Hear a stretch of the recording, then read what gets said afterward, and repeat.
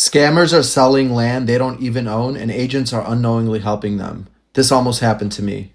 So I got this email from someone, and it looked like they were a prospective seller, and everything looked legit on here. They had the number of acres, parcel ID, address, everything that would make me think this is legit. I've listed land in this area, so maybe they found me that way.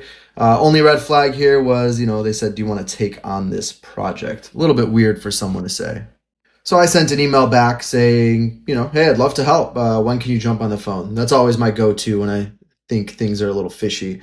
And I got this response, which, overall looks pretty decent, minus the Daniel hi. I mean, that's not super normal, but got this and said, "All right, cool." So I followed up with that guy for a couple of weeks, and surprise, surprise, no call from him.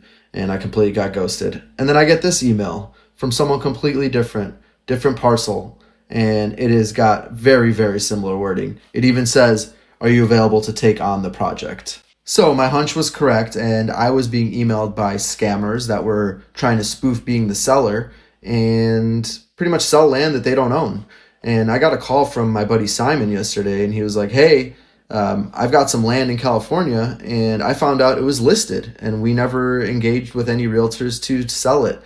And so he called the agent. It actually got listed twice by two different agents, but one of them was able to get an ID from the seller. And check this out. This is the ID he was sent, and there's definitely some major red flags here.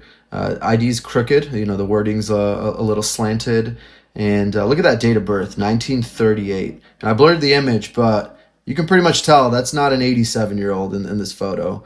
And also, it shows Jesse White as the Secretary of State of Illinois, and when this license was issued, he was not the Secretary of State. So definitely a fake ID that someone was trying to use.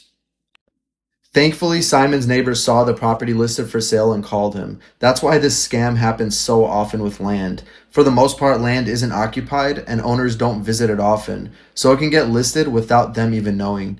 As agents, we need to watch for red flags, like emails that sound off or overly perfect, sellers refusing to get on the phone, pushing to move quickly, or, them only wanting to communicate by email.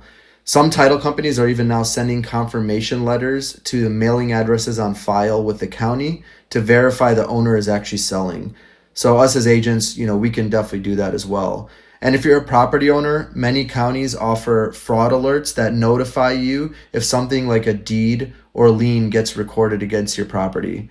We just really need to slow down, verify who we're dealing with, and always confirm you're talking to the owner, because these scams are getting pretty crazy.